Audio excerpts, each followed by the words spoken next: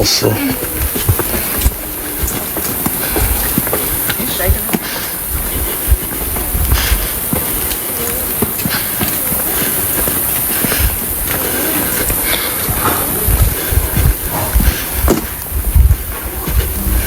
He also. Hey, how you doing? How you doing?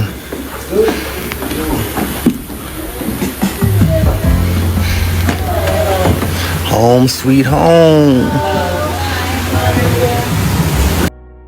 Good old freshness right here.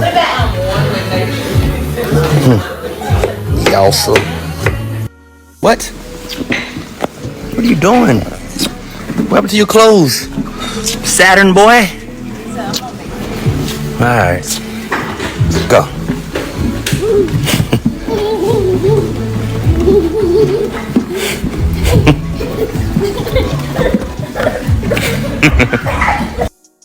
Royal.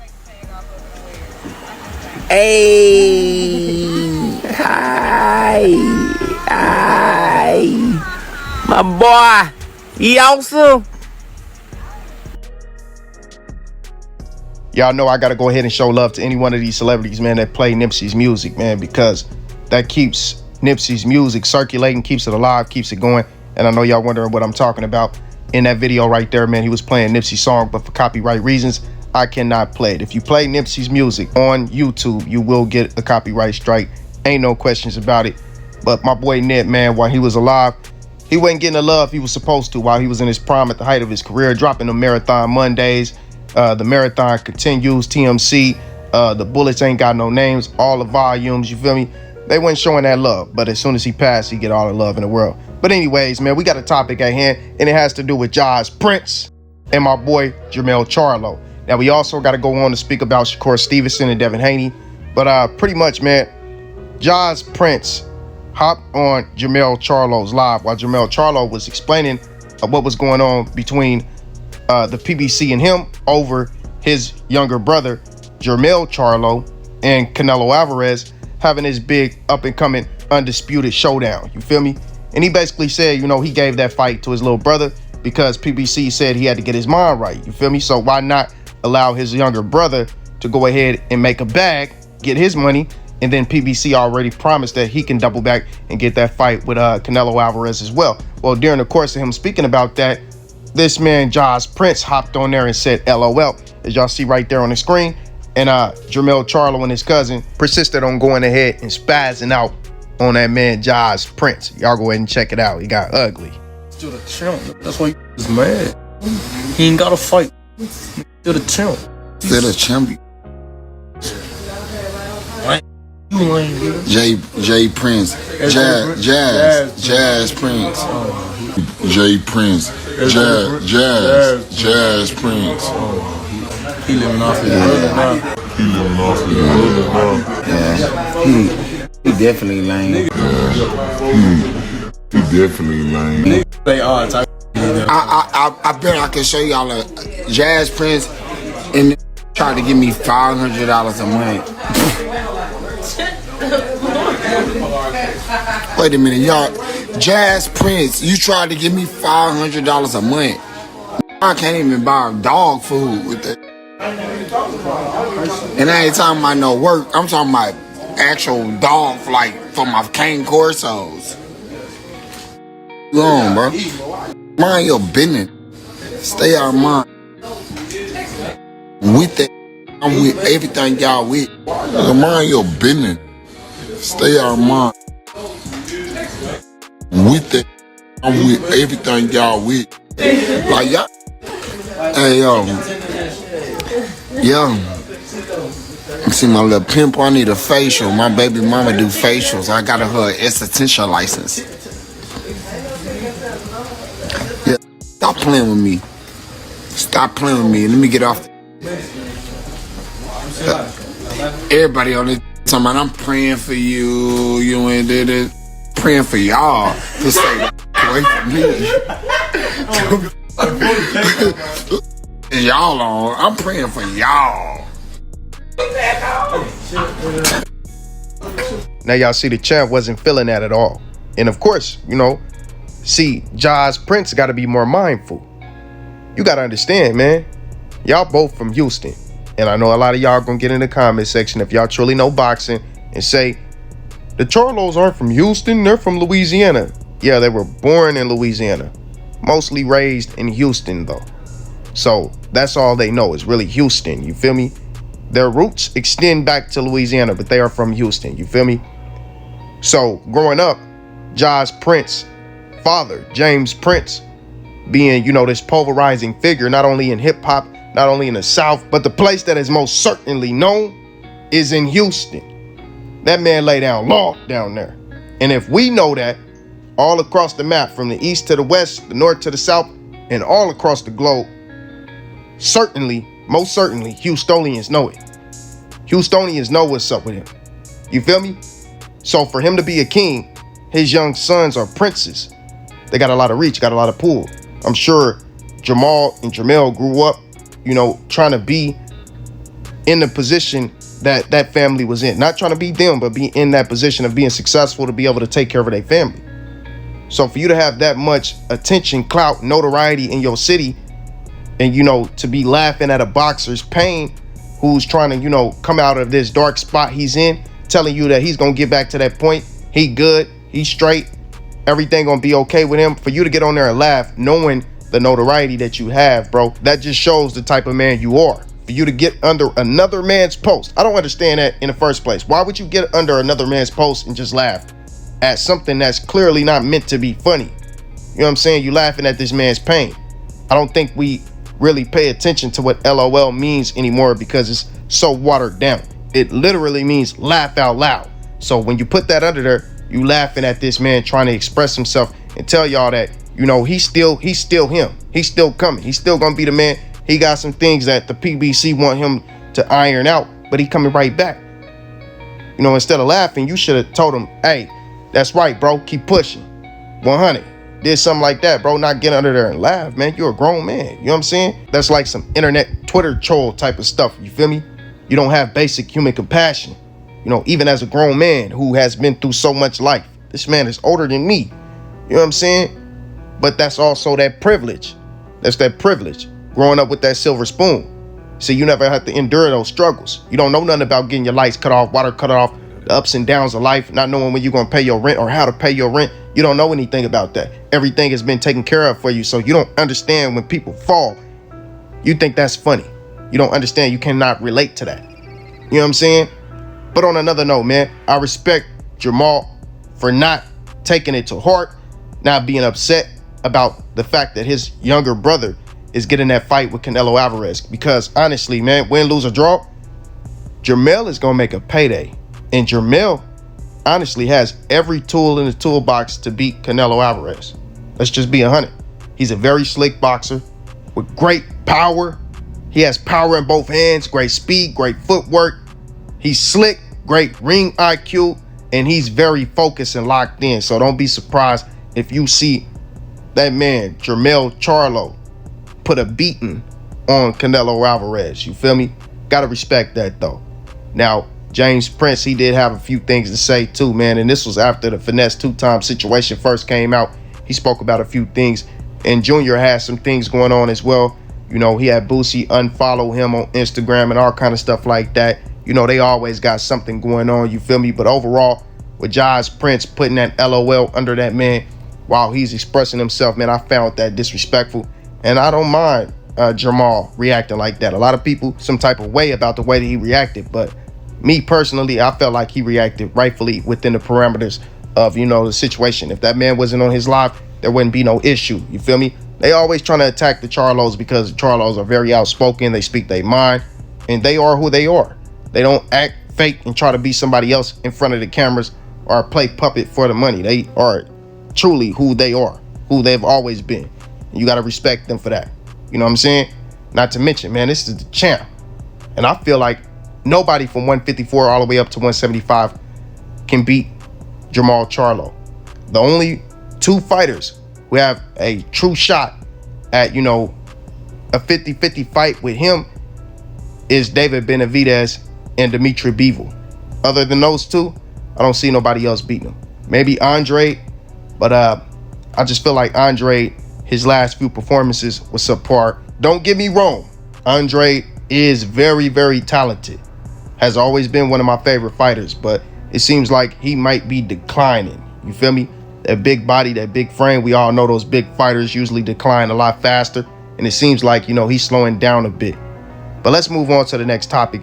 And next up, we got that man, Shakur Stevenson. As Shakur Stevenson shared ESPN's post talking about how Shakur Stevenson is done playing. And if you don't know, Shakur Stevenson activated his mandatory to fight Devin Haney. After Devin Haney, and we already spoke about the fact that Devin Haney tried to lowball him, giving him a 75-25 split. You feel me? And you got a lot of these channels, man, who, and I'm not going to call out any names, we try to say that that's fair. That is fair for a fighter of Shakur Stevenson's caliber. Shakur Stevenson is a 2-division world champion. Shakur Stevenson is literally an Olympic silver medalist. And if you honestly watch that Olympics, you would know that Shakur Stevenson was robbed like multiple champions from the U.S. have been robbed in the Olympics. Shakur Stevenson dominated fighters of the likes of Jermell Herring, Oscar Valdez, and Oscar Valdez was looked at as a pound-for-pound fighter. A lot of people were saying that Oscar Valdez was going to beat Shakur Stevenson. And to keep it 100 with y'all, here's a bold statement, family. I believe Oscar Valdez was a better win than any win on Devin Haney's resume. Devin Haney's best win is Vasily Lomachenko. But as we all know, Vasily Lomachenko has multiple losses. Already going into the Devin Haney fight, he had already lost his belts to Teofimo Lopez, who lost his belts to George Kambosos, as we all know. And to anyone who says that George Kambosos was a top-level fighter, ESPN, pound for pound, you're a liar. No one even knew who George Kambosos was. He was nobody. Let's just keep it 100. He got a win because he was underestimated. He came in ready with nothing to lose, and those are the most dangerous fighters. He has a little bit of pop to his punch, and he set Teofimo up with a shot because Teofimo came in, bombs blazing, looking for a knockout shot. He felt like he already won the fight when he walked into the building, and this is boxing. Anything can happen at any given time, especially when you have a fighter who has pop. You feel me? Teofimo's chin was questionable. We all knew that. So the thing is, man, Devin Haney, not to take anything away from him, I don't believe that anyone on his resume is a better fight than the Oscar Valdez win. Vasily's not. Jojo Diaz is not. As much as I rock with Jojo Diaz, I feel like, he's a great fighter, but not on the level of an Oscar Valdez. You got the Gamboa win. Gamboa is the most floored fighter in boxing, and he's way past his prime. So most certainly that was not even close. George Kambosos, no. Jorge Linares, I like Jorge too, but he was not. He's not even close to that caliber. Maybe not even on the caliber of a Jermell Herring. So let's just keep it 100. You got all these channels that are lying to you, telling you that Haney has done so much more work than Shakur Stevenson, when that is absolute cap. Shakur Stevenson is worth more than 25% versus anyone in the sport of boxing. He's worth way more than 25%. That was disrespectful from Devin Haney, and I believe that he did not want that fight. Not saying that he tried to duck him. I just believe that Devin Haney doesn't want to continue at 135 unless it's against Gervonta Tank Davis, who is the cash cow in boxing. He wants that big payday. He wants it to be worth it. He wants it to be lucrative if he's going to deplete his body again to fight at 135. And Shakur is just not on that level. Neither him or Devin Haney, regardless of what these boxing channels tell you, they are lying. Tank Davis just did 1.3 million pay-per-view buys, man. That is unheard of in today's time. Devin Haney didn't even come close with a fighter of the likes of Vasily Lomachenko, who is the hype job at ESPN. He is their golden boy. But all in all, I say that to say this. Since Shakur Stevenson has activated his mandatory, hopefully that gets approved. It goes to a purse bid, and he gets what he is worth in this fight. Because I believe Shakur Stevenson wins this fight by unanimous decision, 7 rounds to 5. and he is going to put on a spectacular performance. I believe Devin Haney, deep down, knows that Shakur Stevenson is really that guy. You feel me? But that wasn't it from Shakur Stevenson, as Shakur Stevenson also put up a post with pictures of him and Terrence Bud Crawford. And him and Terrence Bud Crawford, we all know, are very close. Shakur Stevenson had already came out a few months ago when the fight was announced, about a month and a half, 2 months ago, and said that, you know, he's rocking with his brother Terrence Bud Crawford over Errol Spence. For a while, he kept saying that he's rocking with both of them. Both of them are his brother. He don't want to pick a side. We all know he already did. Well, in this post, he put a caption up on a picture, and it states, "Helping my brother get ready. Stay on that side. Don't jump ship now. God's plan is in full effect. At T. Bud Crawford." So as y'all see, he letting it be known, you know, he finna help Terrence Bud Crawford get ready for Errol Spence Jr., which I think is, you know, you need better sparring than that. Not to say anything about Shakur Stevenson. World-class fighters are world-class fighters, no matter the division. But if you want to get ready for an animal, a machine like Errol Spence Jr., you're going to need someone who has an extremely high work rate, who can go 15 rounds non-stop, punching pressure, but also can mix it up and box off the back foot, front foot. You need someone who has a very educated jab, someone who sets everything up behind that jab. It's a power jab. It has, you know, very good extension on it. Someone who can hit and not be hit, because that's something that y'all underestimate about Errol. He's a very good counter puncher, a great counter puncher even. Errol is very good at adapting to your style. I do believe that he's getting the quality of defense because Errol has a A-level defense, but Shakur Stevenson is an A+. I believe his defense is better, so you're getting that. But getting still, with Shakur Stevenson being smaller in stature and less physically strong, I believe that you're not getting the quality of work that you should be getting by, you know, getting in there sparring and working with just Shakur, preparing for Errol. Errol's a different beast that Terrence has never seen. Terrence has never been hit by someone who is as physically strong as Errol Spence. We have watched Errol Spence break multiple orbital bones. We have watched him break multiple fighters, broken ribs. And I like to look back at that Lamont Peterson fight, because in that fight, he showed us a few things that he has in his tool bag that he's never really brought out since. Now, we know him and Lamont were friends, and like he said, he likes to do his friends worse so they don't have bragging rights. But I would go back, if I was Terrence Bud Crawford, and just study that fight and see all the different things that he pulled out and what Errol can do. He showed that he has elite footwork. We already know that he has great footwork, but in that fight, he showed that he can do so many more things than what we initially thought Errol could do. That man is a different level of fighter, bro. Different level of fighter. If I was Terrence, I would be pulling in middleweights who have extremely high work rates. I would try to get a David Benavidez, someone who has very good pressure, very long reach, very strong, very high work rate. That's someone that I would try to pull in for sparring if I was to fight Errol Spence Jr., because there's not too many people who can mimic that style, that pressure, and that work rate. He's just different, man. He's just different. But like Shakur said, stay on that side. Wonder who he's talking about. I don't know.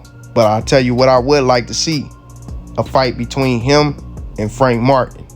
That'd be crazy if you could get Shakur Stevenson and Frank Martin on an undercard of the next fight, because we know there's a rematch coming. But y'all let me know what y'all think. Y'all know I can go on and on talking about this boxing. I love this boxing.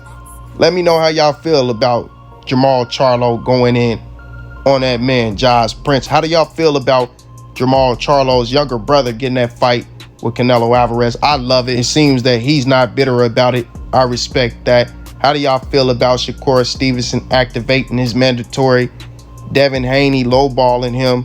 How do y'all feel about Shakur Stevenson letting it be known that Terrence Crawford is who he rocking with, even though we all knew? How do y'all feel about him taking jabs, saying stay on that side, and letting it be known he Team Bud all the way? And I'm going to tell you this, Shakur. Hey, it's no secret. I'm rocking with Errol Spence Jr. I believe that Errol Spence Jr. is going to dominate Terrence Bud Crawford. I'm one of the few who believes that it's going to end in a knockout. I would say 10th. I'm going to give it 11. 11th round knockout. TKO. Errol is going to break Bud down. Bud is stubborn. So he's going to be broken down by like the 7th or 8th. But just his will to win, stubbornness, and mind of a champion, that is going to drag him on to that 11th round. Kind of like the Ugas fight was. How he got drugged on a little longer with a broken orbital bone, broken ribs, and all kind of different stuff going on. Bo Mack is not going to want to throw in the towel. Terrence is not going to want him to. But it's going to be a life or death situation for Terrence Bud Crawford. Errol is going to batter him. Terrence is going to have some nice moments, but overall, Errol is going to dominate. So Shakur, you make sure you stay on that side. For real.